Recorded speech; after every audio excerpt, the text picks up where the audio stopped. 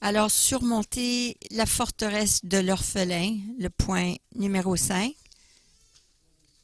Comme j'ai dit auparavant, la forteresse d'orphelin est notre plus grand obstacle dans la vie, et que nous l'aimions ou non, chaque personne a ce problème. Nous avons difficulté, mais nous voulons être libres d'une liberté à l'autre pour être vraiment pleinement le fils ou la fille de Dieu. Nous avons défini cette forteresse de l'orphelin comme étant un état d'esprit, une croyance ou un ensemble de pensées qui nous font croire que nous sommes orphelins et que nous sommes seuls.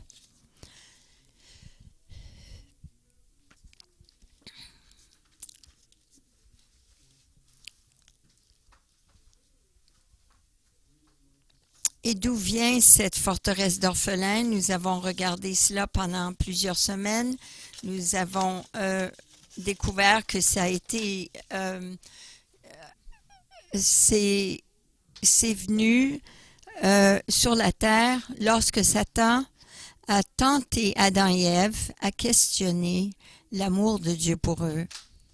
Et lorsqu'Adam a questionné l'amour, le cœur du Père envers lui, eh bien, c'est là que le cœur d'orphelin est né. Cette forteresse est née. Alors, ce que j'aimerais faire aujourd'hui, c'est de commencer à regarder comment surmonter cet esprit d'orphelin. J'aimerais identifier premièrement les deux expressions plus grandes de cette forteresse d'orphelin. C'est rébellion, et c'est révélé dans la parabole du fils prodigue, dans Luc chapitre 15, versets 11 à 32. C'est tellement rempli de révélations. Et nous savons que c'est une parabole d'un fils prodigue, mais il y avait deux fils dans cette histoire. Et comme nous allons découvrir, les deux fils étaient saisis par cette forteresse d'orphelins. Mais ils l'ont démontré d'une façon différente. Ils l'ont exprimé différemment. Pas tout le monde exprime cette forteresse de la même façon. Le premier fils, il l'a démontré d'une façon rebelle. Et le deuxième, il a questionné l'amour du Père, de son Père, mais il l'a démontré par sa rébellion. Parce que il était méfiant. Il a voulu avoir son héritage. Et il s'est battu pour l'avoir. Le deuxième fils n'a pas questionné l'amour du Père, mais il l'a démontré au travers de l'esprit de religion, parce qu'il croyait qu'il devait performer pour hériter son héritage. Il pensait qu'il devait mériter cet héritage. Et c'est l'essence vraiment de toute religion. Nous pensons que nous devons performer, faire des choses pour obtenir notre vie éternelle ou l'amour du Père. Alors, la rébellion, c'est de se battre pour l'héritage, tandis que l'autre, c'est la religion qui croit qu'il doit performer pour avoir l'héritage. Mais les deux sont l'expression de la forteresse de l'orphelin. Les deux fils ont vécu en dehors de l'amour de leur père parce qu'ils avaient cette forteresse d'orphelin. Ce que nous allons regarder aujourd'hui, c'est comment le premier fils a surmonté cela et comment il a été libéré. Mais premièrement, nous devons voir comment c'est arrivé. Premièrement, il a demandé ses droits. Luc 15, 11 et 12 dit, il dit encore, un homme avait deux fils. Le plus jeune dit à son père, mon père, donne-moi la part de bien qui doit me revenir. Et le père leur partagea son bien. le plus jeune se méfiait de son père. Il ne croyait pas à l'amour de son père parce qu'il avait cet esprit d'orphelin. Il n'avait pas confiance que son père lui donnerait son héritage avant le temps. Donc, il l'a demandé avant et c'était pas le bon temps. Et de cette façon, il a démontré qu'il n'était pas prêt à attendre que le père exerce sa volonté envers lui.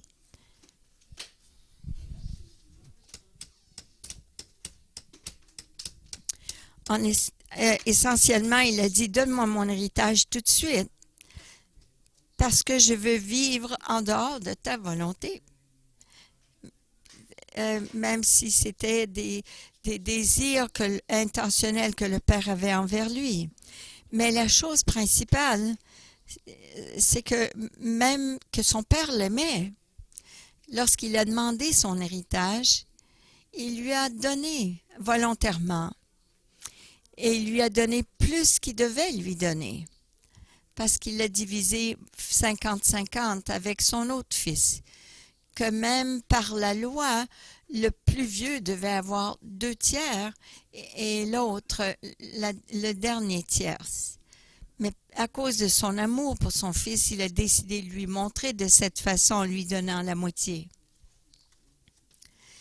Et il savait aussi que son fils, parce que ce n'était pas le bon temps, il allait gaspiller ses biens. Luc chapitre 15-13, ça dit « Peu de jours après, le plus jeune fils ayant tout ramassé, partit pour un pays éloigné, où il dissipa son bien en vivant dans la débauche. » Vous voyez que le point principal n'était pas l'argent, n'était pas l'héritage. Le point, c'est que le plus jeune voulait contrôler sa propre vie. Il ne faisait pas confiance au père. Il voulait contrôler sa vie sans la conduite ou le conseil de son père. Alors, il a décidé de s'éloigner de son père. Adam et Ève, qu'est-ce qu'ils ont fait lorsqu'ils ont péché? Ils se sont éloignés du père. Et voici, le fils reçoit l'héritage, mais là, il voulait s'éloigner du père. C'est ce que l'esprit d'orphelin fait, c'est de se distancer ou s'éloigner de nos pères ou nos mères, nos parents naturels et de Dieu. Mais cette forteresse, malheureusement, nous amène dans beaucoup plus loin que cela. Il a ramassé tout ce qu'il avait. Il a pris tout ce qui était à lui. Il n'a rien laissé en arrière. Il était tellement insécure qu'il ne voulait rien laisser à la maison. Il a tout apporté avec lui, toute sa possession, et qu'il ait tout pour lui. Rien pour son frère, rien pour son père. Il fallait qu'il ait tout. Il est devenu égoïste. Et voilà aussi un autre résultat, un autre point sur cette forteresse d'orphelins. Ici, au Québec, c'est ça. Ça fait partie de cet esprit d'orphelin. C'est d'avoir difficulté à se défaire de nos affaires, de nos choses qui nous appartiennent. Il a été poussé par des désirs sensuels aussi, le point 4. Lorsque Luc 15, 14 et 16, ça dit « Lorsqu'il eut tout dépensé, une grande famine survint dans ce pays. Il commença à se trouver dans le besoin. Il alla se mettre au service d'un des habitants du pays qui l'envoya dans ses champs garder les pourceaux. Il aurait bien voulu se rassasier des carouges que mangeaient les pourceaux, mais personne ne lui en donnait. Alors il a tout dépensé dans la vie de débauche. Il a tout dépensé ce qu'il avait parce que ça n'était pas ça ne concernait pas vraiment son héritage. Il voulait vraiment partir de la maison. Il est devenu tellement égoïste qu'il pensait seulement à satisfaire ses désirs sensuels. Et parce que ce n'était pas d'épargner, ça avait tout à faire avec lui. Alors il a tout perdu, tout ce qu'il avait. Une forteresse d'orphelins rend cela très difficile de pouvoir épargner des sous. Et il a tout perdu ce qu'il avait. Et c'est bien, c'est vrai que par la suite, numéro 5, il a eu des relations brisées. Il était tellement focusé sur ses désirs à lui, c'est qu'il n'avait même pas des amis, aucun argent, aucun bien, toutes ses relations aussi, et il était seul. Voilà ce que la forteresse d'orphelins nous amène jusqu'à être seul, complètement seul. Et là, il a expérimenté le manque, la disette. Il n'avait non seulement plus d'héritage, plus de famille, plus d'amis, mais il avait de la disette. Il n'avait personne qui serait prêt à lui donner quelque chose. Nous avons découvert aussi que même les pourceaux mangeaient mieux que lui. Ça, c'est vraiment la disette. Lorsqu'on parle, on travaille sur une ferme, on doit vraiment quémander les poulets pour avoir quelque chose à manger. C'est quelque chose. C'est vraiment de la disette. Alors voilà ce qui arrive lorsqu'on vit, on est lié par cet esprit d'orphelin. Alors maintenant, nous allons regarder comment il a été restauré. Voici des principes que vous et moi, on a besoin de comprendre. On doit apprendre premièrement à changer notre pensée, notre façon de penser sur le Père. Le 15, 17 à 19, étant rentré en lui-même, il se dit, il pense, combien de mercenaires chez mon Père ont du pain en abondance. Lorsqu'il a commencé à penser à la réalité, à la vérité, il a dit, combien de mercenaires chez mon Père ont du pain en abondance, moi ici je meurs de faim. Je me lèverai, j'irai vers mon Père, je lui dirai, mon Père, j'ai péché contre le ciel, contre toi, je ne suis plus digne d'être appelé ton fils, traite-moi comme l'un de tes mercenaires. Il est venu à ses sens. Il a commencé à penser des bonnes pensées par rapport à son Père. Il a dit, je vais retourner à mon Père et je vais l'appeler Père. J'irai vers mon Père. Je lui dirai, Papa, je vais retourner à lui parce que je réalise qu'il a été vraiment un bon Père. Ce fils rebelle avait jamais pensé, réfléchi qu'il avait un bon Père parce qu'il était saisi par cette forteresse d'orphelins. Il ne pouvait pas voir le cœur et la bonté de son Père.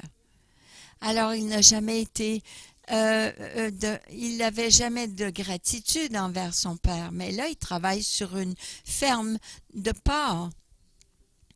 Il a faim, il vit la disette et il voit la différence entre ce que le monde pourrait lui donner et ce que son Père lui avait donné. Il avait pourvu à ses besoins auparavant. Il est venu à ses sens. Oui, il est un bon Père, il dit. Il m'a aimé. Oui, il m'aimait. Il m'a donné ce que j'avais de besoin. Et voilà la première façon de briser cet esprit d'orphelin. C'est d'avoir des bonnes pensées envers qui est Dieu vraiment, qui est le Père vraiment.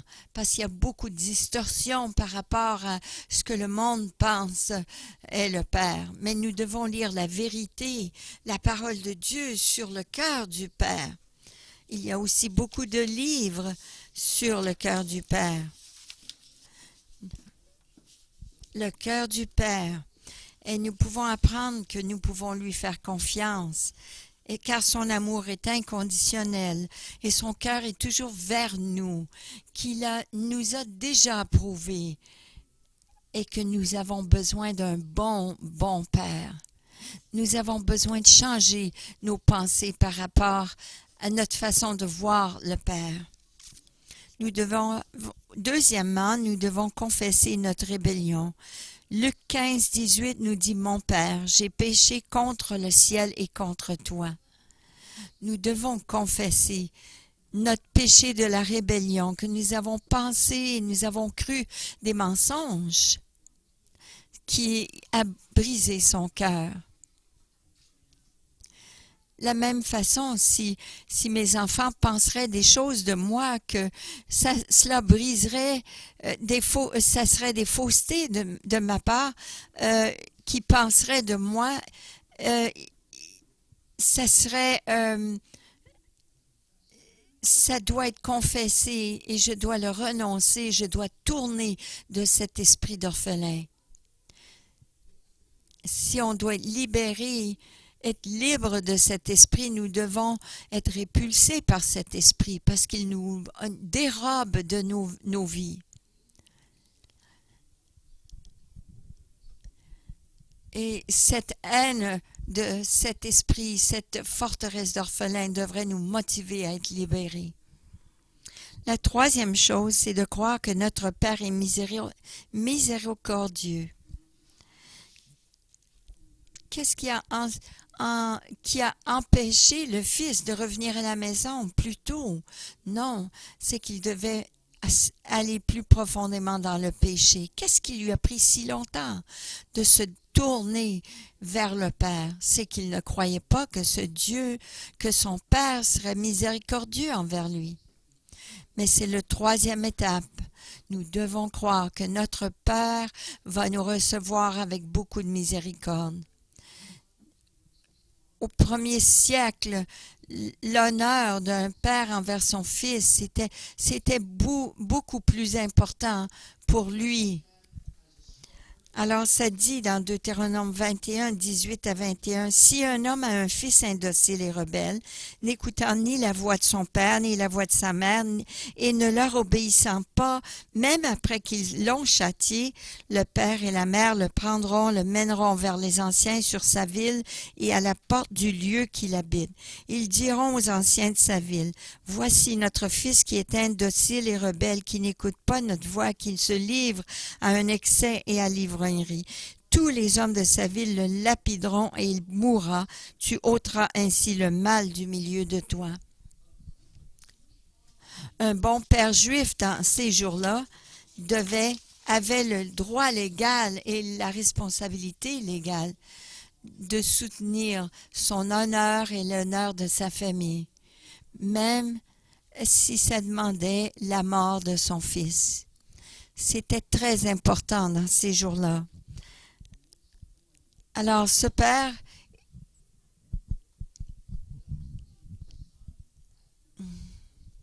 il fallait que le fils, vous comprenez, se tourne vers son père et qu'il examine, est-ce que mon père pourra me pardonner et aller contre les lois de sa terre? C'est ça qui le gardait dans la porcherie, parce qu'il ne croyait pas que son Père serait miséricordieux. Et comment est-ce que nous pouvons rester dans nos choses à nous,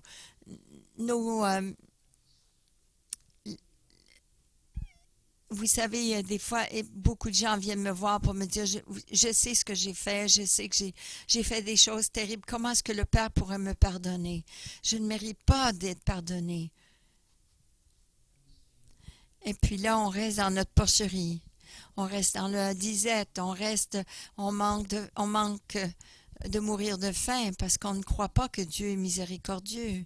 Mais nous, comme le Fils prodigue, on a besoin de se défaire de ces menteries, de ces mensonges, de cet esprit d'orphelin. Et nous devons croire à la miséricorde de notre Père céleste. Et nous devons venir devant le trône de grâce avec audace pour recevoir de l'aide dans notre temps de besoin, pour recevoir la miséricorde de Dieu. Chaque fois que nous ayons une journée de péché ou 100 journées de péché, il y aura toujours la miséricorde. Là, au pied du Père, devant le Père, mais nous devons croire à cette miséricorde qui est disponible et que cette forteresse d'orphelins est un mensonge et que le Père nous aime. Nous devons nous rendre compte aussi que le Père nous attend. Et je me rappelle avoir partagé cela avec quelqu'un. Et cet homme a dit, je sais que Dieu est un homme qui aime, est un Dieu qui aime, mais je dois mettre ma vie en règle avant de venir à Dieu. Voilà, j'ai dit à mon père, papa, t'as essayé pendant combien d'années? Mais ton Père céleste t'attend. Mais essaye de venir à Dieu maintenant et demande au Père de t'aider à régler ta vie. Et il a dit, est-ce que je peux faire ça? Et dans quelques jours plus tard, il est venu au Seigneur. Il avait cet esprit d'orphelin qui l'empêchait de recevoir le salut et l'amour du Père. Et puis d'autres, parce que maintenant, il se réjouit d'être dans la présence de Dieu et de son salut éternel. Alors Luc 15:20 nous dit, il se leva là vers son père. Comme il était encore loin, son père le vit et fut ému de compassion. Et son père a dû le chercher. Non, il le cherchait, il le voyait au loin, il l'attendait. Il attendait et cherchait pour que le fils revienne. Voilà notre Père, il est comme ça, il attend que nous revenons. Son père était rempli, ému de compassion. Il n'était pas un père qui attendait qu'on rentre pour nous fouetter ou pour nous faire la leçon, non.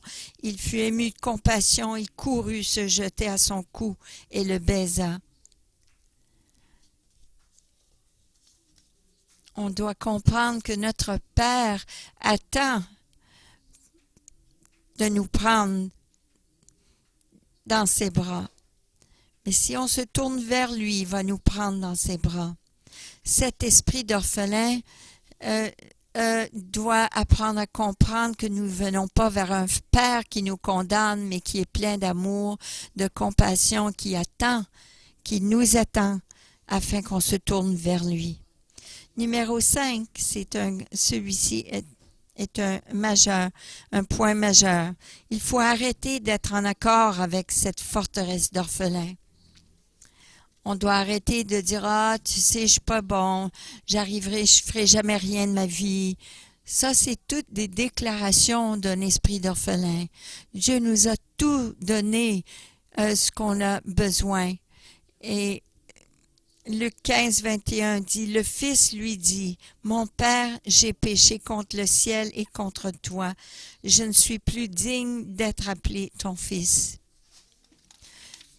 En allant à la maison, il est en train de ruminer, de penser à toutes les choses qu'il va dire à son Père. « Oh, je ne suis pas digne, Père. Fais de moi ton serviteur. » Espérant que son père va le recevoir. Et vous savez, son père va vers lui et l'arrête. Parce que ça, c'était une façon de parler d'orphelin, une déclaration d'orphelin.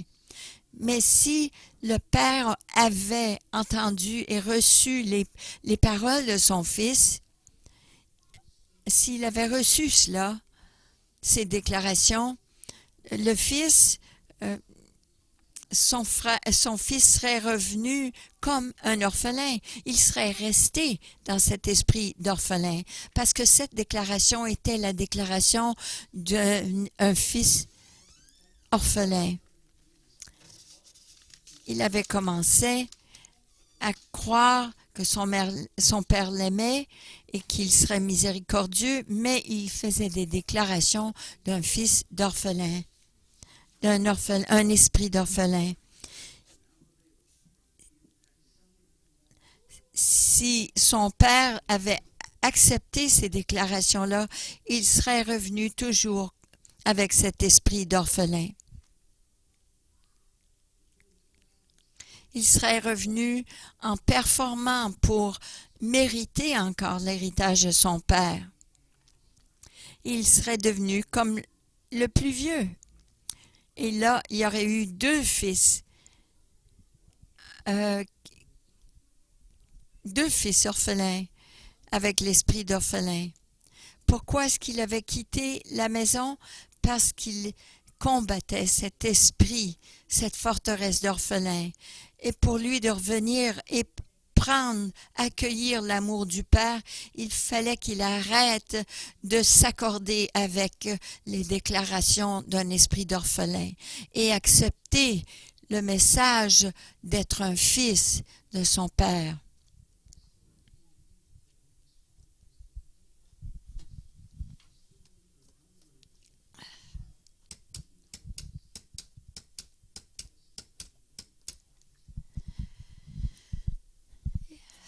Cet aspect d'esprit orphelin, c'est qu'ils croient que leur père les aime, mais les aime bien, mais les aime pas d'un amour inconditionnel.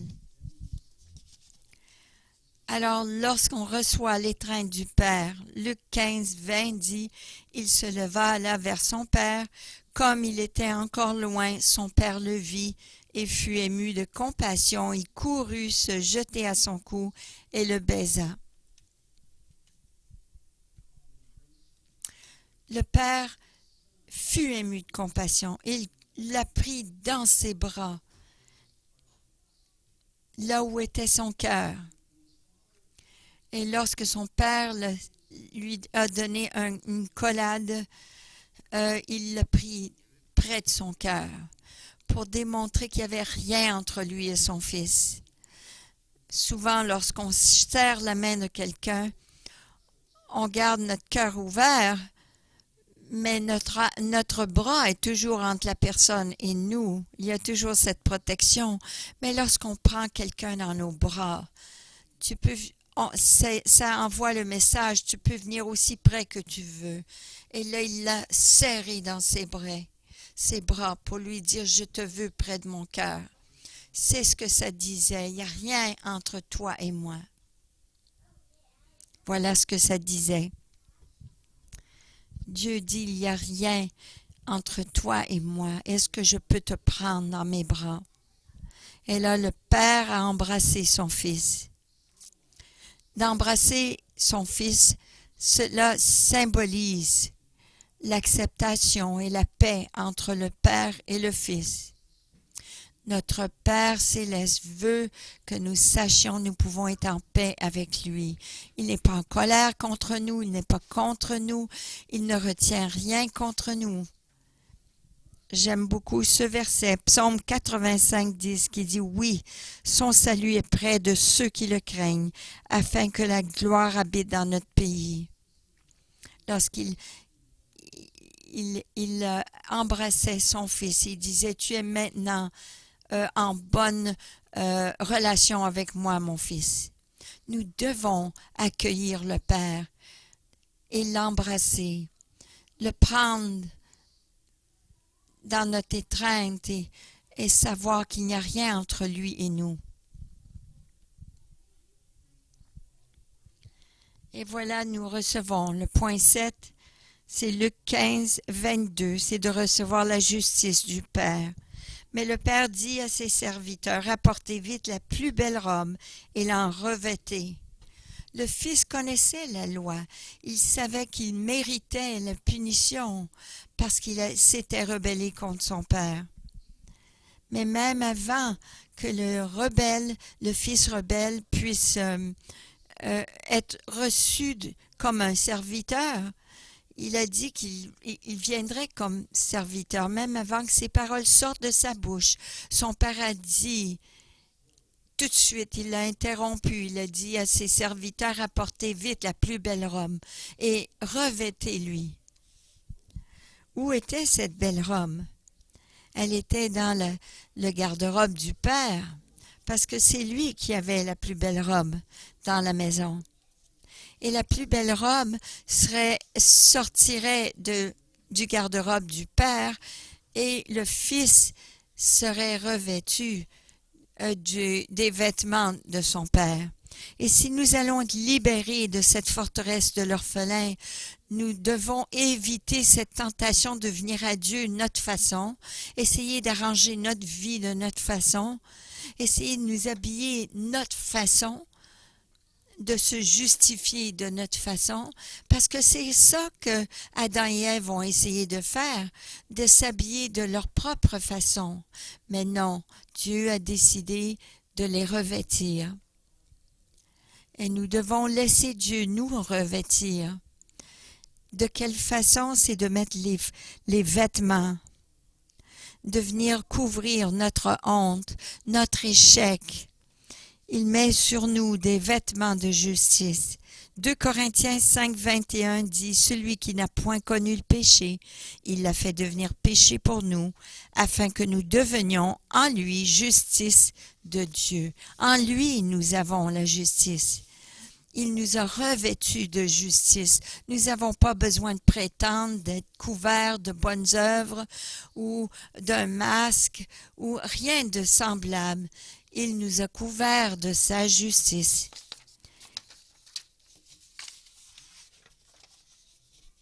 Nous devons laisser Dieu nous revêtir de sa justice afin de silencer cet esprit de l'orphelin.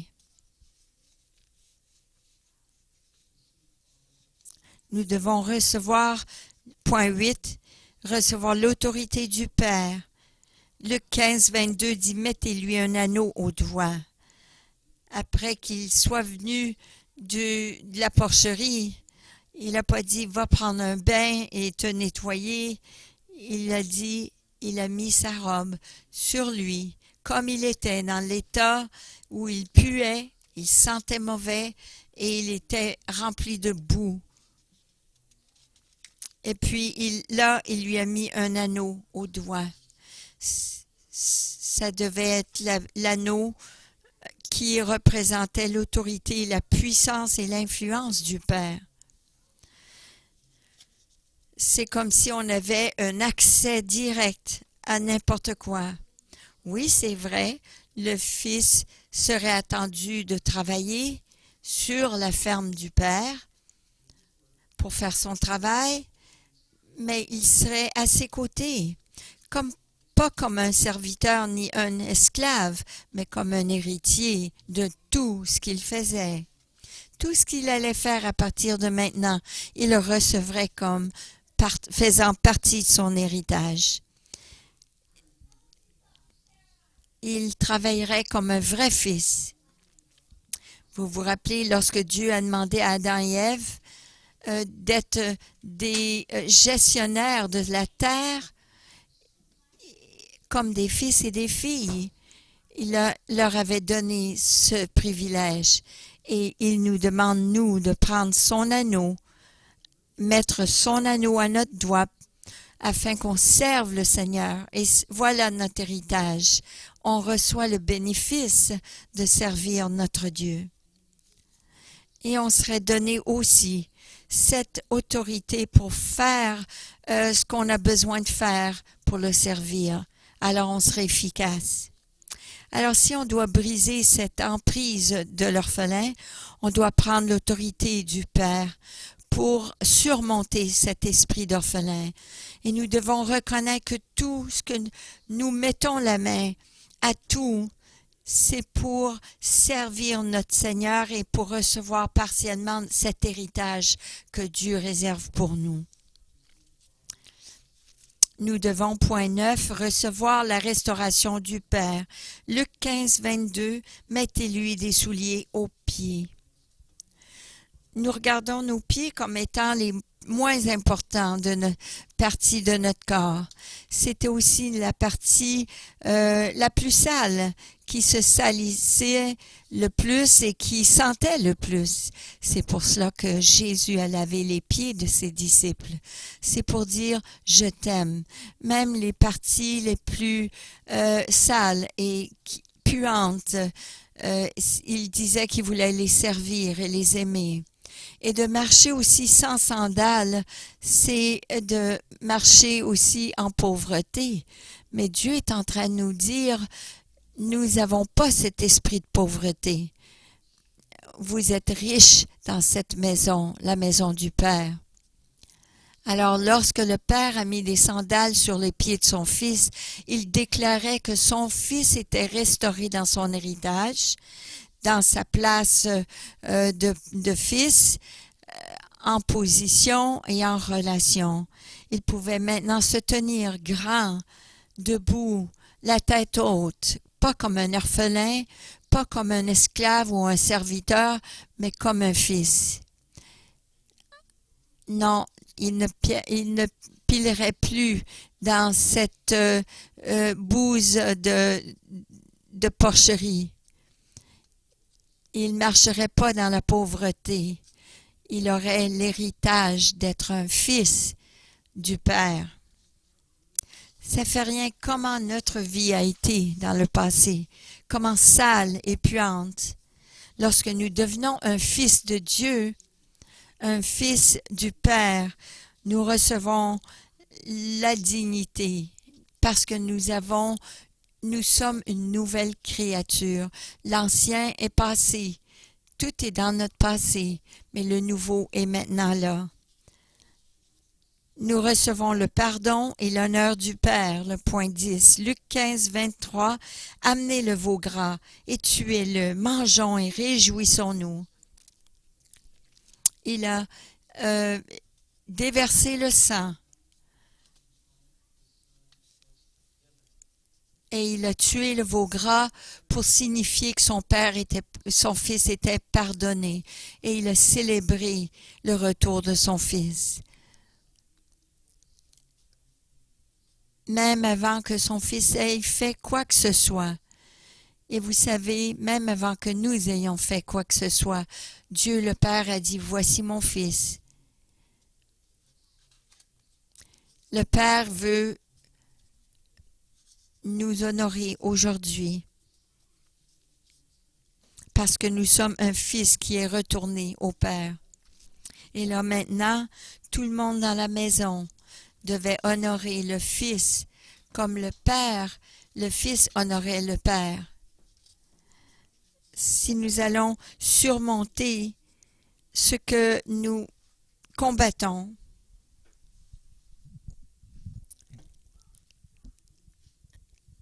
il n'y a pas de pardon, vous savez, de péché qui n'est pas pardonné. Le sang de Jésus a été versé pour tout péché. Et nous ne recevons pas le pardon de nos péchés si nous ne recevons pas l'amour du Père.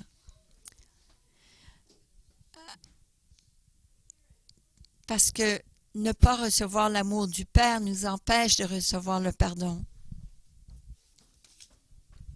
Une fois que nous recevons le pardon, nous allons aller toute notre vie en servant Dieu par obligation. Mais non.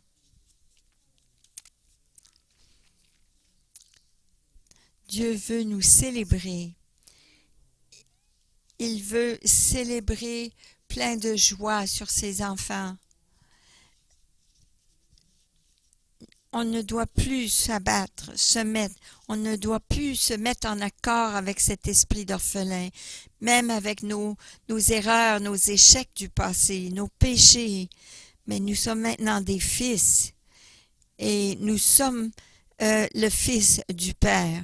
Nous devons recevoir le pardon, l'honneur du Père, et nous devons recevoir la déclaration du Père, de paternité du Père. J'aime ceci, car Luc 15, 24 dit, car mon fils, ce fils à moi, mon fils, que voici était mort, il est revenu à la vie, il était perdu et il est retrouvé.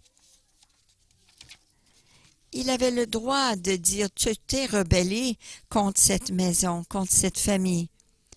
Et il aurait pu le redresser. Il avait le droit de faire cela. Mais le Père, publiquement, il a déclaré que celui qui était prodigue était et ne sera jamais un esclave ou un serviteur, mais un fils, une fille de Dieu. Nous devons arrêter de s'appeler des pécheurs et des pleins de manquements et qu'on n'est pas digne de rien. Il y a seulement une déclaration qui est adéquate pour nous, et c'est que nous sommes des fils et des filles de Dieu. Et si vous n'êtes pas confortable à dire que vous êtes une fille de Dieu ou un fils de Dieu, c'est un signe que vous êtes toujours sous l'emprise de cet esprit d'orphelin.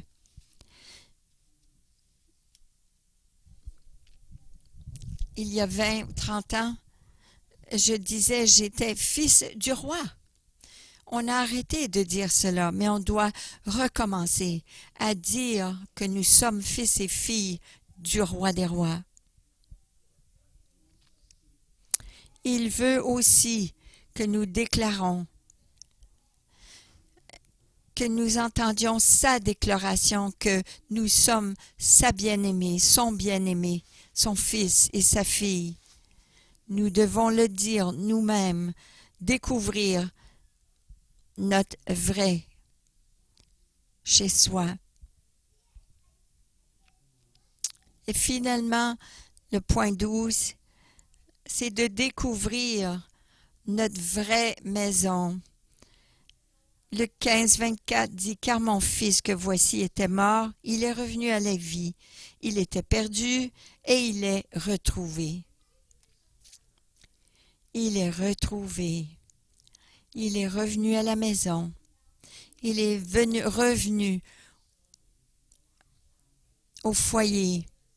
Nous allons toujours nous débattre avec cet esprit d'orphelin, tant et aussi longtemps que nous ne découvrons pas notre vraie maison. Il y a un endroit qu'on appelle la maison, qui est différent du ciel. C'est l'endroit où nous reconnaissons que nous sommes fils et filles de Dieu. Dans les quelques semaines qui vont suivre, j'aimerais vous parler aussi de cela.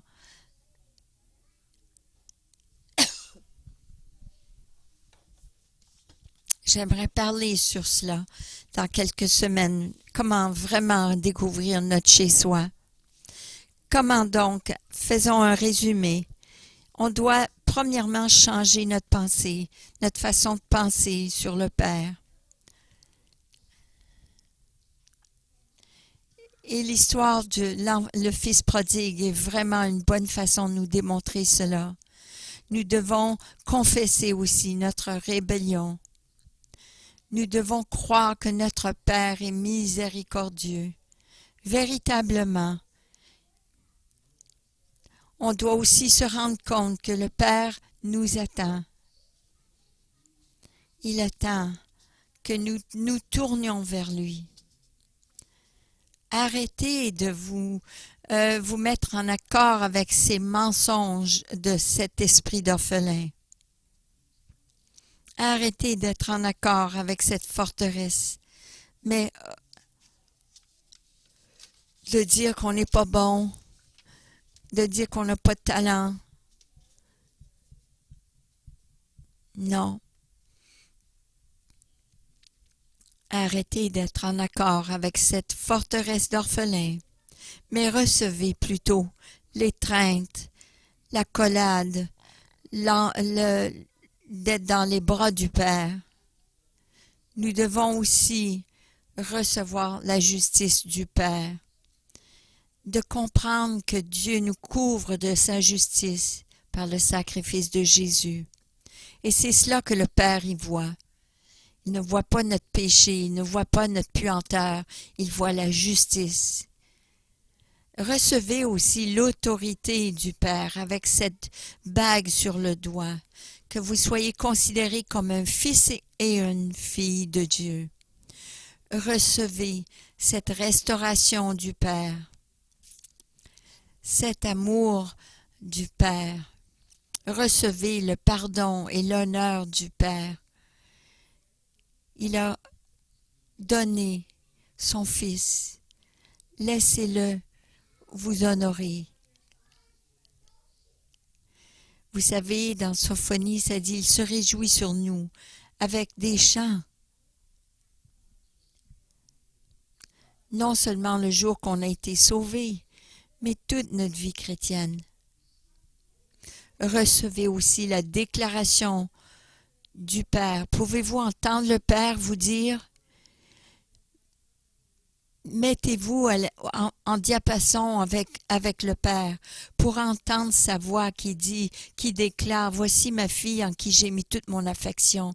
Je t'aime mon enfant, je t'aime ma fille, mon fils. Je suis tellement content que tu as pris mon amour, que tu as accepté. Je suis tellement fière de toi. Entendez-vous le Père vous dire cela tous les jours? Sinon, c'est que vous avez toujours cet esprit d'orphelin. Et recevez cette déclaration du Père sur votre vie. Écrivez-le sur votre miroir s'il faut, mais déclarez ces paroles que le Père a déclarées sur vous.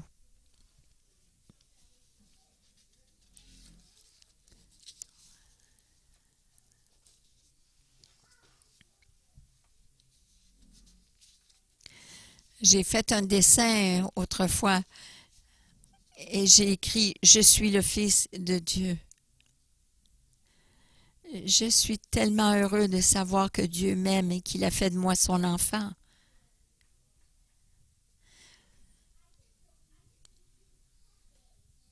À chaque jour, recevez cette déclaration et déclarez-le sur vous. Et découvrez aussi que vous êtes rentré à la maison. Sachez que vous êtes de retour chez vous, en plein dans la maison du Père. Il y a un Père qui veut vous recevoir. Il y a un Père qui vous aime, qui veut vous déclarer pardonné. Si vous n'avez jamais reçu Christ, pourquoi est-ce que vous vivriez sous cette emprise d'orphelin?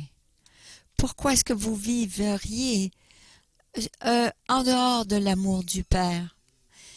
Père, s'il y a quelqu'un aujourd'hui qui n'a jamais donné sa vie à toi et accepté le sacrifice de ton Fils pour les justifier et admis que tu es le seul chemin, Seigneur, il est complètement perdu.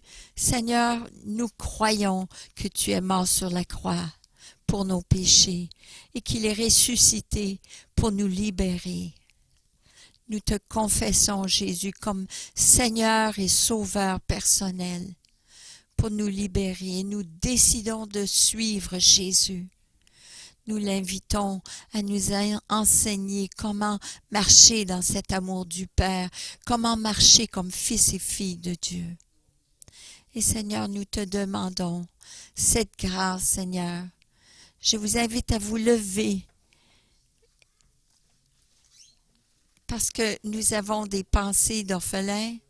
Seigneur, nous te demandons de nous donner cette grâce, de surmonter cet esprit d'orphelin, de rébellion.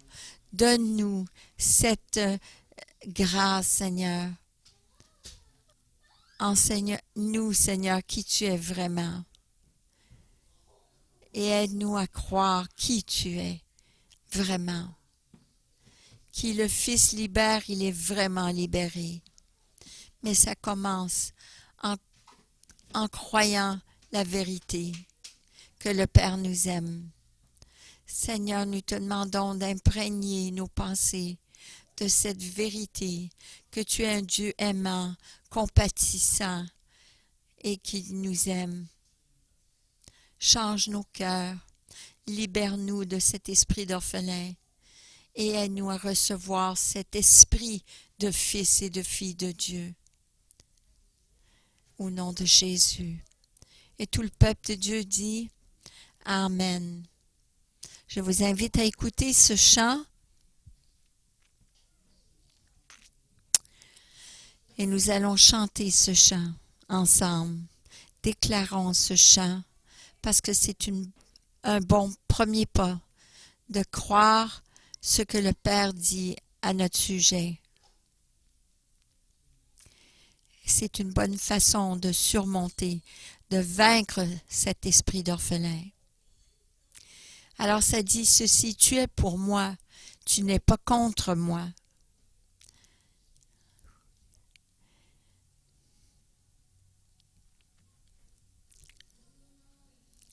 Qui es-tu que le Dieu, le roi le plus le plus grand, nous accueille.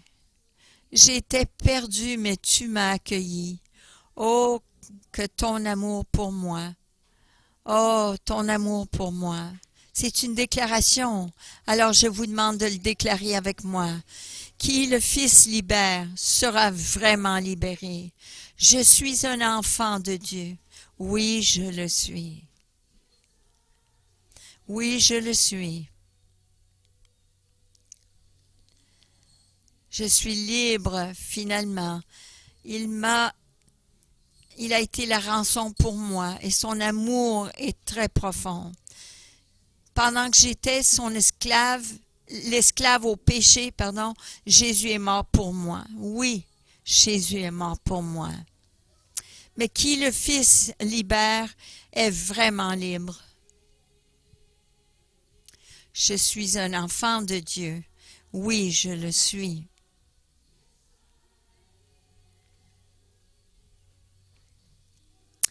Et dans la maison de mon Père, il y a un endroit là, une place pour moi, car je suis l'enfant de Dieu, son enfant. Oui, je le suis.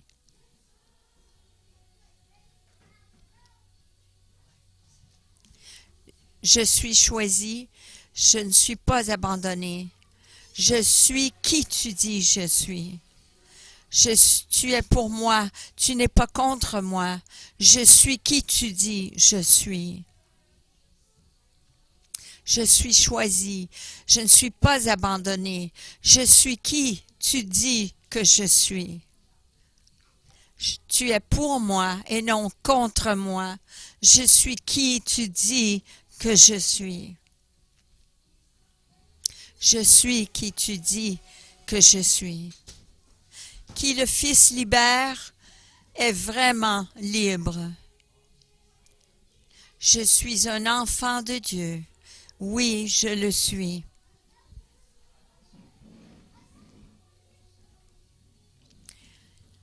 Et dans la maison de mon Père, il y a une place pour moi. Car je suis l'enfant de Dieu. Oui, je le suis.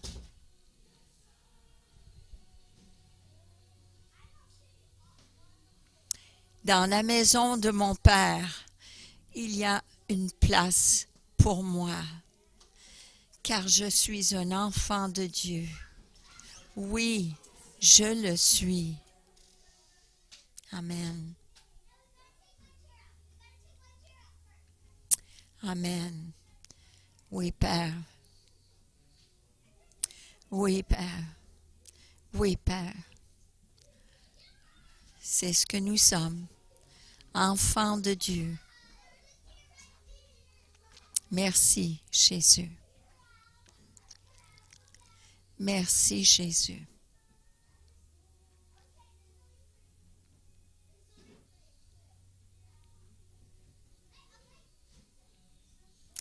Je suis choisi, non abandonné. Je suis ce que tu dis que je suis. Tu es pour moi, tu n'es pas contre moi. Je suis qui tu dis que je suis. Je suis choisi, je ne suis pas abandonné. Je suis qui tu dis que je suis. Tu es pour moi et non contre moi. Je suis qui tu dis que je suis. Je suis choisi. Je ne suis pas abandonné. Je suis qui tu dis que je suis. Tu es pour moi. Tu n'es pas contre moi. Je suis qui tu dis que je suis. Je suis qui tu dis que je suis. Oui, tu dis que je suis qui je suis que je suis. Je suis. Qui le Fils libère est vraiment libéré. Je suis un enfant de Dieu. Oui, je le suis. Alléluia.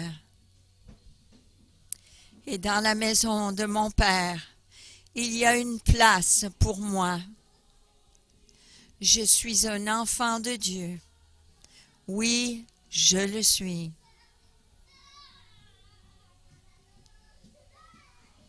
Amen. Alléluia. Merci Seigneur. Merci Seigneur.